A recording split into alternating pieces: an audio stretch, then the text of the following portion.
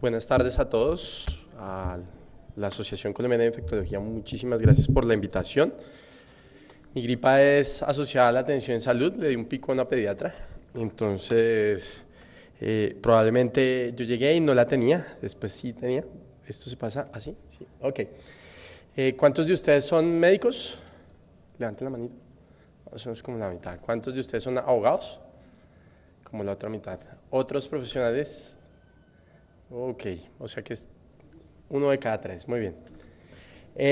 La idea durante los siguientes 30 minutos es hablar un poquito, definir un poquito mejor qué es una infección asociada a la atención en salud. Y desde la perspectiva de cómo se originan, yo voy a ir a cuáles de esas causas son prevenibles y tengo un par de escenarios donde muestro cómo se producen las infecciones y qué tanto puede ser eso prevenible, lo que el doctor Álvarez contaba ahora de las infecciones asociadas a dispositivos y las infecciones del sitio operatorio. El tema de resistencia un poquito más y pues eventualmente mirar qué podemos definir en términos de...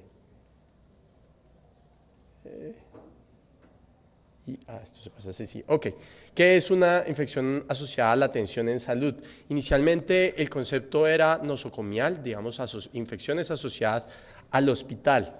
Y básicamente lo que se buscaba era mirar si uno podía cumplir como con estas definiciones. No la tenía previamente, no la estaba incubando y aparece durante el proceso de hospitalización o posteriormente. Yo les conté que tengo una gripa asociada a la atención en salud. Cuando saludé a mi colega pediatra, no la tenía. No la estaba incubando, me sentía bien, solamente un día después me dio gripa y apareció después de que estuve en contacto con esta pediatra, luego era asociada a estar con ella. Pero debido a que el escenario de salud ha salido de los hospitales, cada vez es más difícil establecer un poquito ese límite de dónde está el punto de la infección asociada al cuidado de la salud. Ejemplos, las infecciones del sitio operatorio. Hoy en día es fácil en un muy elegante edificio en la calle 85 o en la 93 montar una sala quirúrgica en un área que probablemente puede tener la mitad de lo que tiene este pedazo del auditorio donde yo estoy parado y hacer una atención en salud efectiva para cirugía plástica, otorrino, oftalmología, etcétera. Hoy en día hacemos diálisis a los pacientes con problemas de insuficiencia renal crónica y es posible que algunos de ellos o ustedes conozcan, los abogados conozcan amigos, colegas o familiares que le pusieron catéter y lo tienen que llevar a la sala de diálisis y hacerle la diálisis 3 horas, lunes, miércoles y viernes, pero muchos se dializan en su casa con un aparatico que da vuelticas durante toda la noche y hace la diálisis y su trabajo durante toda la noche. O la quimioterapia, yo le pongo la quimioterapia hoy también en una sala con unas sillas como de este tamaño y es muy posible que el paciente haga complicaciones infecciosas asociadas a su quimioterapia que no las tenía antes y que no estaban antes y el paciente está totalmente ambulatorio. Luego, cada día ha sido un poquito más difícil definir esos límites, pero me devuelvo, si uno acude a estos elementos iniciales, no la tenía previamente, no la estaba incubando y aparece durante el proceso de exposición a la atención en salud o posteriormente, eventualmente uno podría llegar a definir qué es o qué no es asociado al cuidado de la salud. Un ejemplo son las infecciones del sitio operatorio relativamente sencillo. Si no me operan la vesícula y 3 días después se me pone rojo y me sale algo de secreción, una infección, pues esa infección no hubiera ocurrido porque si no me hubieran operado la vesícula no hubiera tenido la infección en ese sitio. Luego, eso es relativamente sencillo, pero a veces el cirujano opera la vesícula porque es que si no se la saco, el paciente puede fallecer. O si no le hago diálisis al paciente, el paciente morirá en una condición que se llama uremia, que es que su riñón ya no funciona nada más.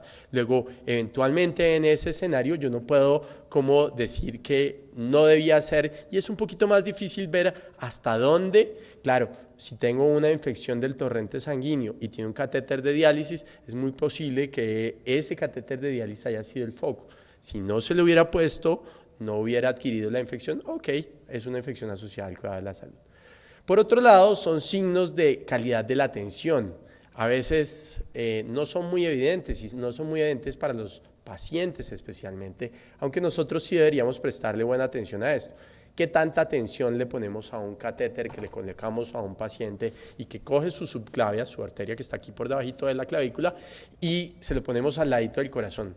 Deberíamos prestarle muy buena atención, pero ¿por qué no le podemos prestar también la misma calidad de atención a una sonda que colocamos por la uretra y va hasta la vejiga? O un tubo que para ayudarle a respirar al paciente colocamos por boca o nariz y va hasta donde inician los bronquios. Luego, infecciones asociadas a esos dispositivos nos dicen qué tanta atención, qué tanto cuidado le ponemos a esos dispositivos en esos pacientes. ¿Qué tan bueno es un cirujano? La mayoría de nosotros hemos ido en algún momento al cirujano y le hemos preguntado, doctor, dígame aquí en serio, entre usted y yo, ¿cuál es su tasa de infección del sitio operatorio? Debía ser una norma básica de calidad y en muchos sitios, probablemente en muchas sociedades, los cirujanos se promocionan, mire, mi tasa de infección es esta, porque eso es lo que dice qué tan bueno es. Es parte de ser bueno. Voy a mostrar que no todo depende del cirujano, pero es un buen marcador de calidad. ¿Qué tanta atención le presentamos a las sondas vesicales, como les contaba? Y voy a hablar un poquito de dónde vienen esas infecciones desde esta perspectiva. Son esas infecciones prevenibles.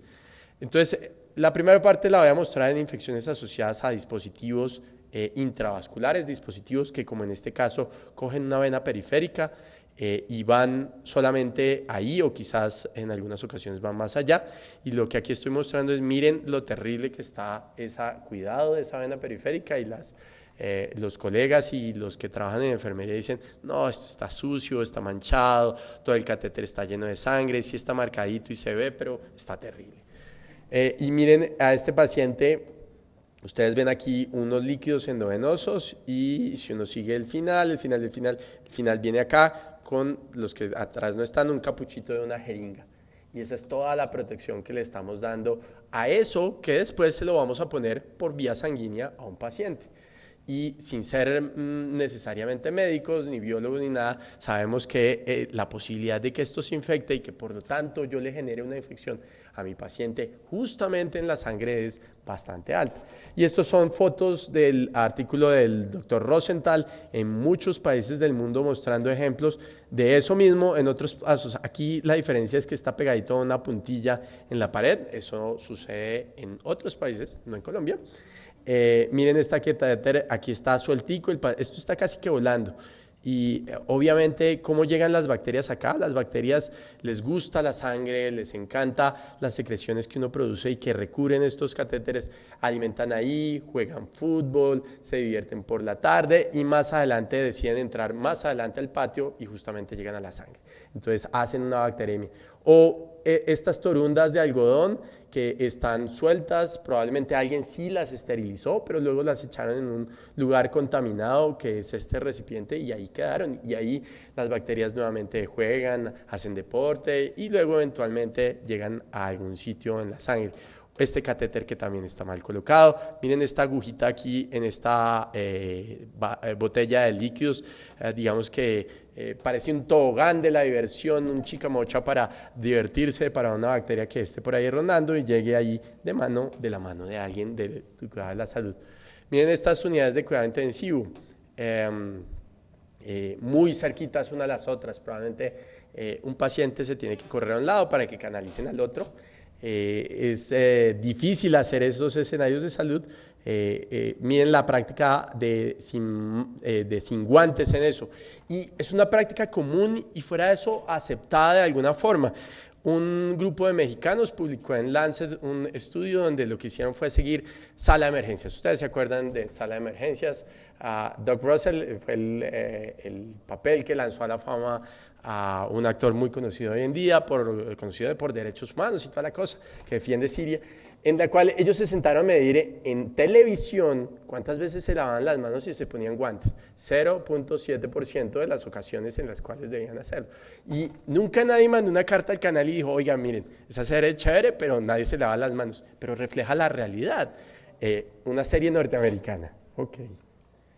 Y ustedes muestran, esto es graficando un poquito lo que contaba el doctor Álvarez. Miren, indicadores de Secretaría Distrital de Salud para el año 2008, los datos de INIC, un grupo en Colombia, y comparado con datos de INIC en países en vías de desarrollo, en otros países en vías de desarrollo, y el indicador 90, que muestra que los países en desarrollo estamos lejos de estas barras verdes que son los estándares norteamericanos.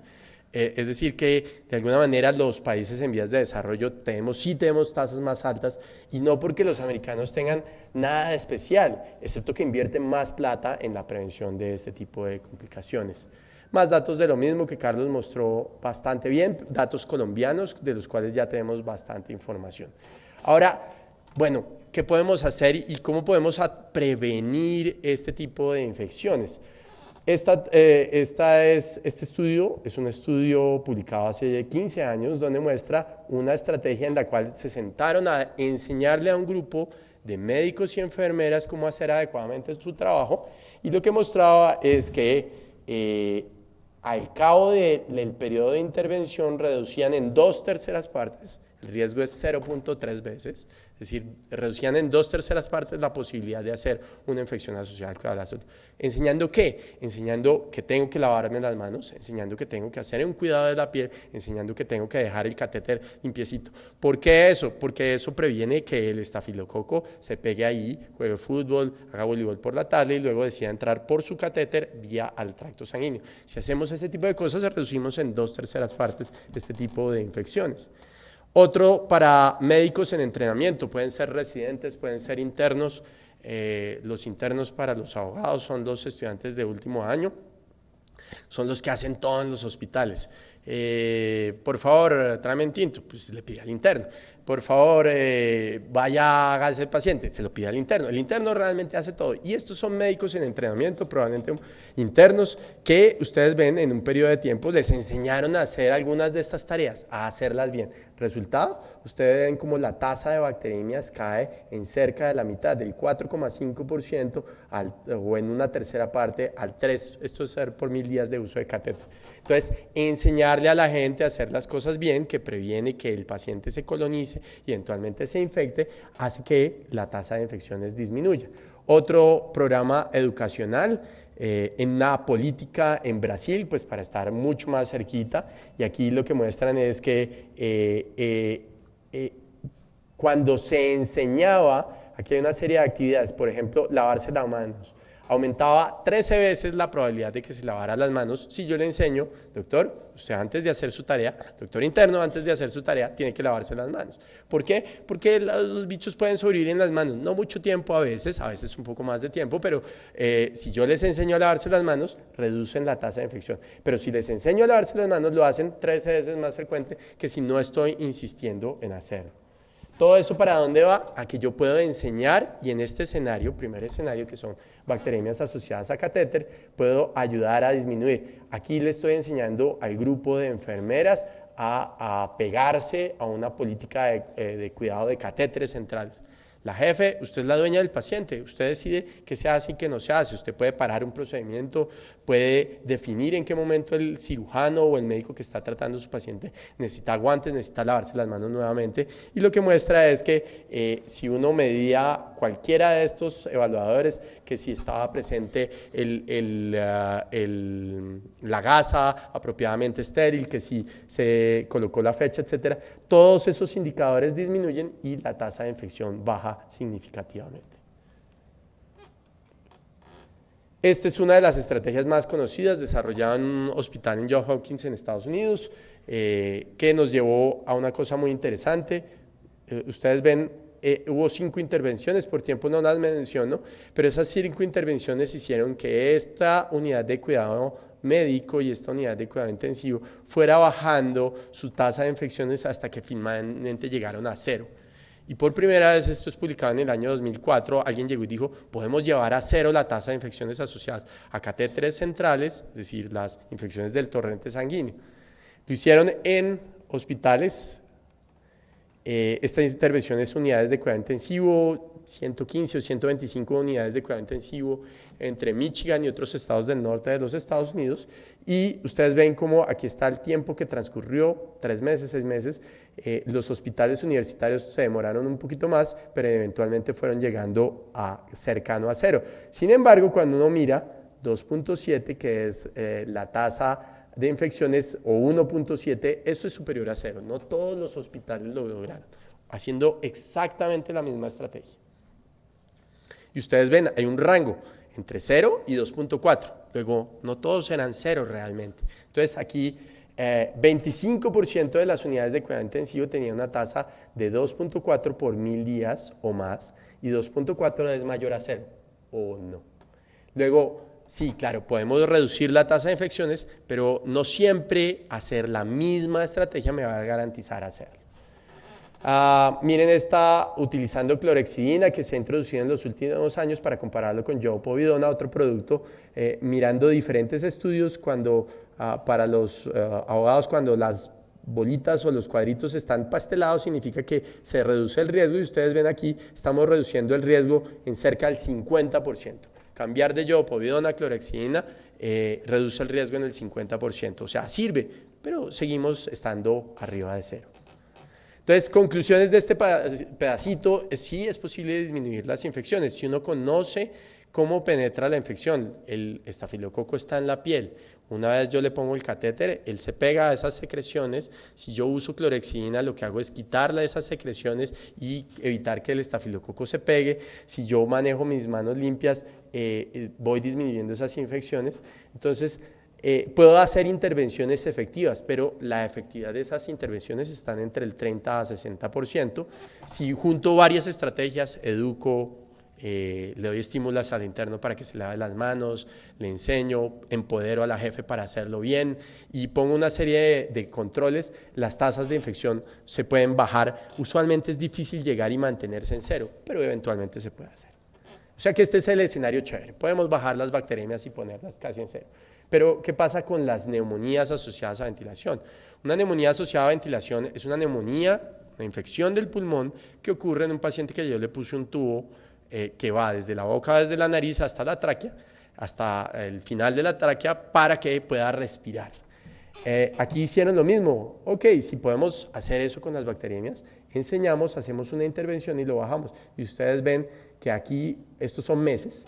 Hubo meses en que hubo 70 casos de neumonía por 1000 días de uso del ventilador. Eso es terriblemente alto. Pero lo bajaron y había meses en que había 20. Pero no siempre era 0 y no era tan fácilmente sostener. ¿Por qué? Porque la adherencia a esta estrategia era cercana al 70% y bajaron a una tercera parte las infecciones. Sin embargo, este valor sigue siendo relativamente alto. Ok. Pero hay problemas en neumonía que no tenemos en bacteremia. Si uno encuentra un bicho en la sangre, dice que tiene una bacteremia, dice que tiene una infección del torrente sanguíneo.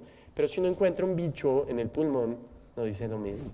De hecho, aquí muestra los estudios para los médicos, sensibilidad y la relación entre sensibilidad y valor predictivo positivo de diferentes estrategias. Conclusión: no siempre que decimos que un paciente tiene neumonía, realmente la tiene. O no siempre que decimos que un paciente no tiene neumonía, realmente no la tiene. Es difícil, al menos es más difícil que la bacteremia, definir la neumonía. Pero es que podemos meterle tecnología. Estos son cultivos con lavados broncoalveolares donde se mete tecnología a la vaina y ustedes ven que diferentes estudios muestran diferentes rangos de sensibilidad. O sea que realmente es un poquito más difícil entender la neumonía. De hecho, miren esta editorial de Critical Care Medicine de hace unos años diciendo: oiga, ¿sí será que podemos hacer eso realmente? ¿Será que podemos llevar a los pacientes a no tener neumonía con un ventilador? ¿Por qué? Porque cuando yo le pongo un ventilador, ahí sí le puse el tobogán directo desde la garganta hasta el bronquio, a esa bacteria que eventualmente puede querer entrar al bronquio. ¿Y qué hay en el bronquio? Hay secreciones con moco, es decir, gelatina con azúcar, ñami, ñami, y las bacterias les gusta llegar allá. Y le pongo un tobogán que va directo de un lado al otro. Entonces la pregunta es válida: ¿será que puedo realmente evitar, controlar, llegar a 0 estas infecciones? Otros se han preguntado, y este es un investigador de la Universidad de Harvard, las definiciones para definir esto, para llegar a decir lo que tenemos, las definiciones que usamos hoy en día, sí sirven para definir este tiene, este no tiene, este tiene, este no tiene, y la crítica es porque no. Resulta que aquí está el valor predictivo positivo y ustedes ven, en el mejor de los casos, usando técnicas estratificadas de vigilancia sistematizadas, puedo llegar a decir que el 45% de las que yo dije que tenían neumonía, no tienen neumonía. Entonces, ahí el problema es, ¿será que el paciente que tenía neumonía sí tiene neumonía? ¿O le pasó otra cosa porque tiene otra cosa? Se han propuesto otras definiciones. Entonces, en este escenario, por ejemplo, hay problemas con la definición, hay problemas con el diagnóstico, podemos disminuirlas, pero es muy, muy, muy difícil llevarlas a cero.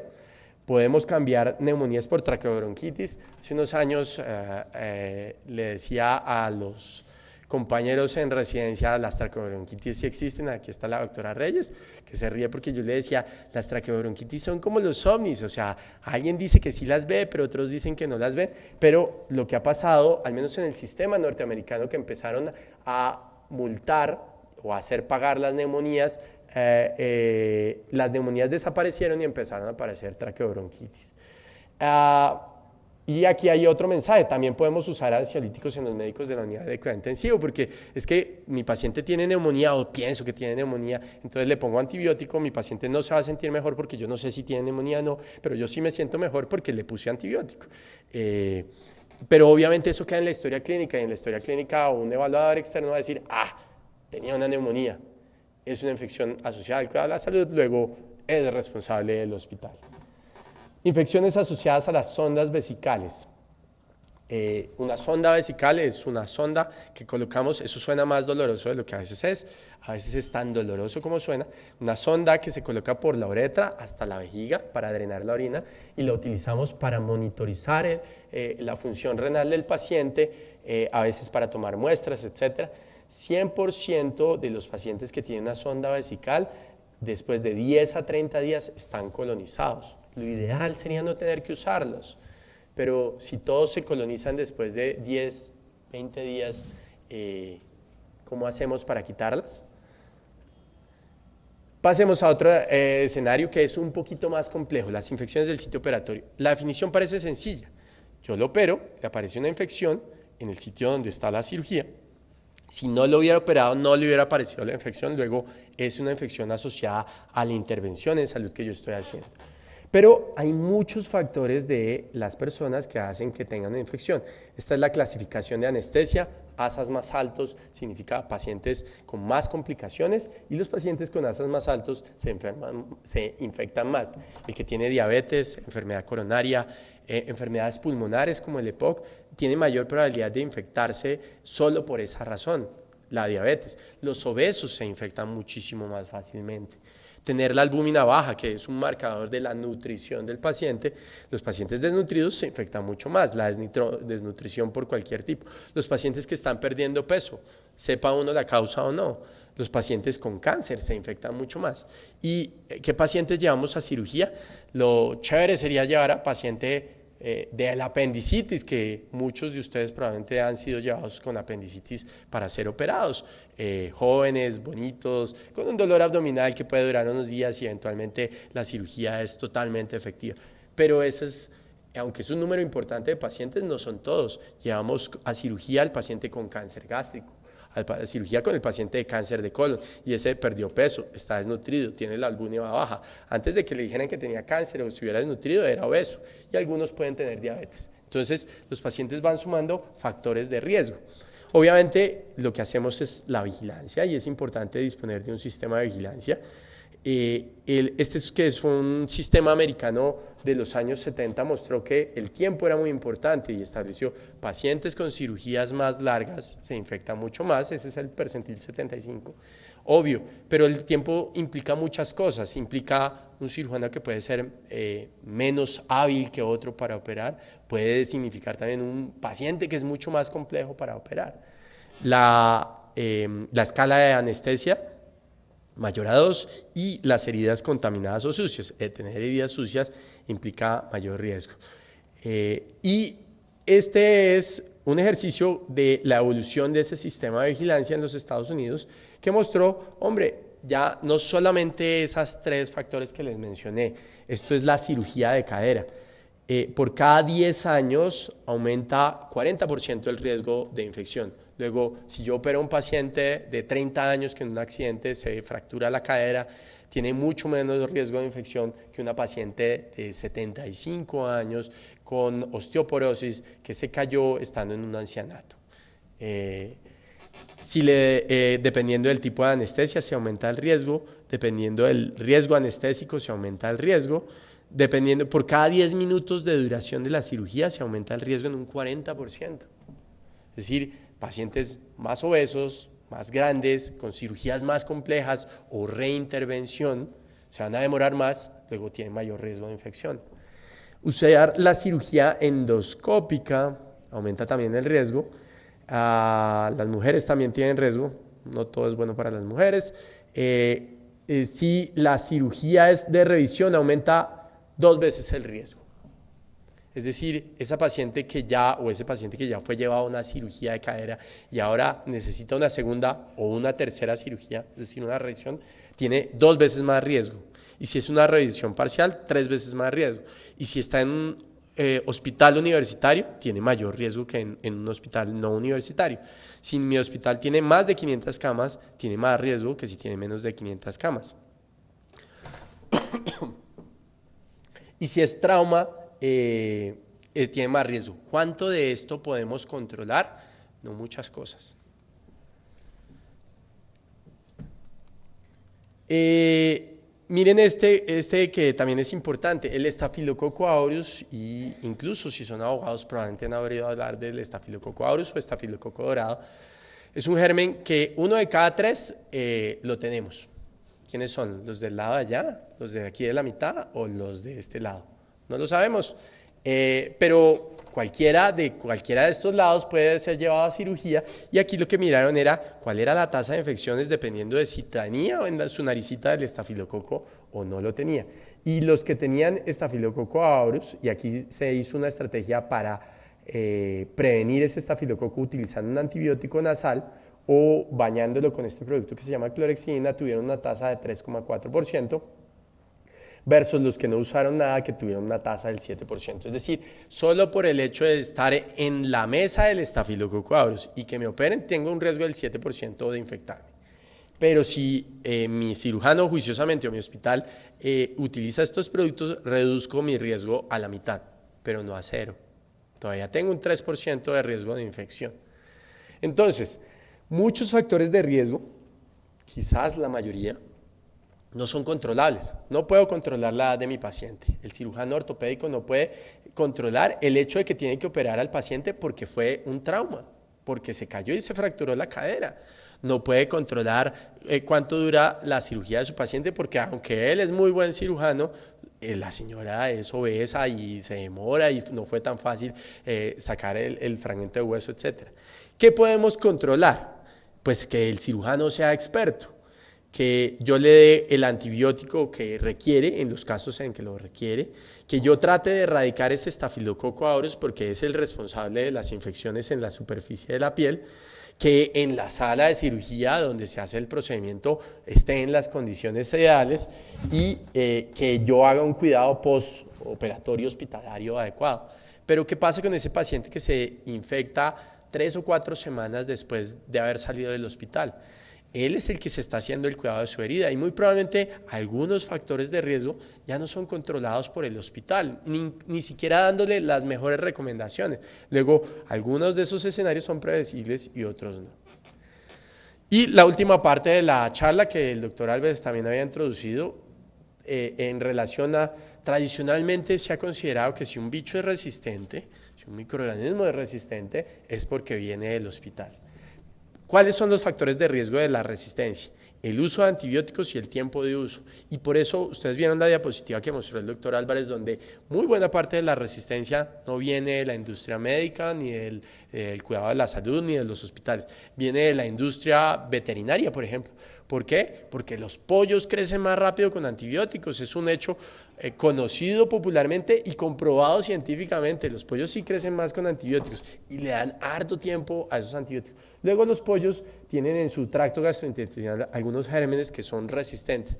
Y ese paciente que come pollo no tiene problemas con homosexualidad, como han sugerido algunas estrellas en el país, pero sí puede tener problemas por tener bichos resistentes cuando es llevado a cirugía. ¿Qué es lo que pasa en el hospital? El hospital acumula pacientes con factores de riesgo de resistencia. Miren este escenario de resistencia y de infecciones asociadas al cuidado intensivo en una unidad de cuidado intensivo neonatal. Y este es un escenario bien interesante porque los pacientes en unidades de cuidado intensivo neonatal, los recién nacidos, no tienen flora, adquieren la flora de afuera.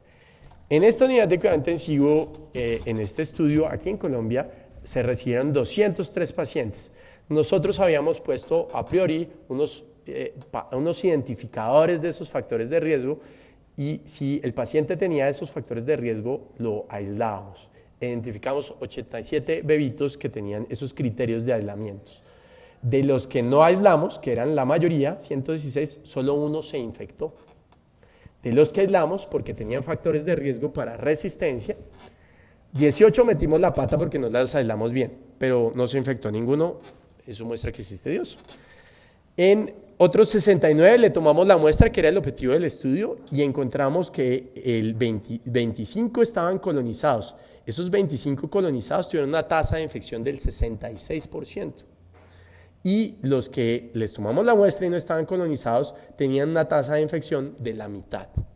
¿Qué muestra esto? Que si yo soy capaz de identificar este grupo, que en total este grupo tenía una tasa de infección cercana al 26%,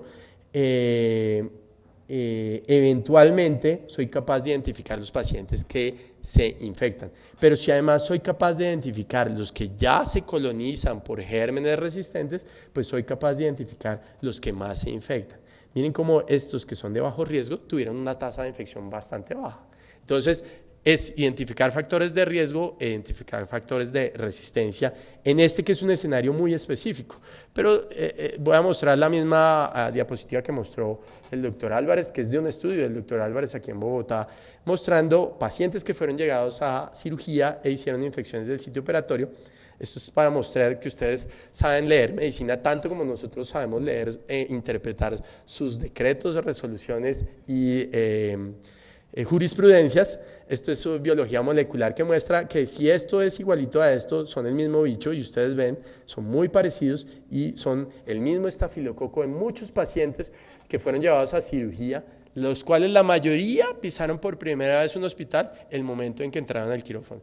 ¿Y qué son estos? Son esos estafilococos aureus que yo les contaba que 1 de cada 3 tiene. Luego, estos pacientes traían su estafilococo aureus de la calle, fueron llevados a cirugía, hicieron una infección del sitio operatorio y probablemente estaban en el grupo de ese 7% que se infecta. Lo interesante es que aquí está el perfil de resistencia y ustedes ven, son todos, esto que dice OXA hace referencia a un betalactámico, un antibiótico de la familia de la penicilina, y todos eran resistentes a los betalactámicos, todos. Y la mayoría nunca habían pisado un hospital. Luego la resistencia venía desde que ellos venían de su casa. De hecho, estos son estudios de aquí de Bogotá, del doctor Escobar de la Universidad del Bosque, mostrando estafilococos que en ese momento, hace unos años, llamados adquiridos en el hospital, resistentes y sensibles y que tienen patrones de antibióticos diferentes. Pero ¿puedo yo decir que ese paciente venía del hospital por ser resistente?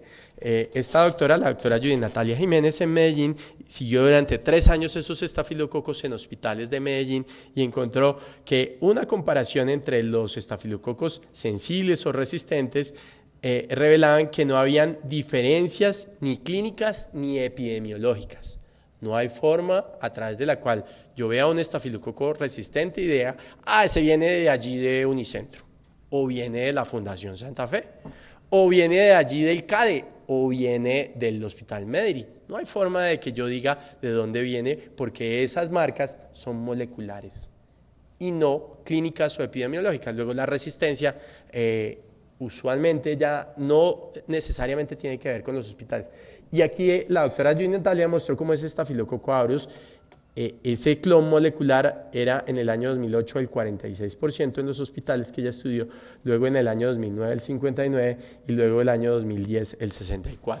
Los clones de Staphylococcus aureus duran lo que algunos periodos presidenciales, a veces con reelección, y por lo tanto pueden durar en la comunidad algunos años. Miren otro, este es un brote de gérmenes resistentes, multiresistentes, en una unidad de cuidado intensivo natal, y miren dónde están esos gérmenes multiresistentes en el mundo. Aquí ya lo encontramos, y esta muestra los aislamientos que se han hecho en Colombia. Los que están cerquita podrán ver que vienen de Bogotá, Bucaramanga, Cali y otras ciudades de estos gérmenes resistentes, todos de pacientes que están circulando en la comunidad. Y esta es la bomba, porque esta se llama NDM, que es resistencia por beta-lactamasas. Muy bien. Entonces, conclusiones. Aunque conocemos algunos factores de riesgo para las infecciones asociadas al cuidado de la salud, estas desafortunadamente no sean 100% prevenibles, podemos reducirlas pero no evitarlas en todos los casos. Es posible realizar esfuerzos para disminuir de forma importante la tasa o la incidencia de dichas infecciones, y quizás eso era lo que debía medirse en los hospitales. ¿Cuál es el esfuerzo yo? ¿Qué estrategias hago yo para prevenir las infecciones y qué cosas hago yo para disminuir ese riesgo? Pero no el valor absoluto, porque puede ser mayor a cero. La resistencia es un desenlace del uso de los antibióticos, y aunque la resistencia es un problema que vemos en los hospitales, no implica necesariamente una infección asociada a la atención en salud. Muchísimas gracias.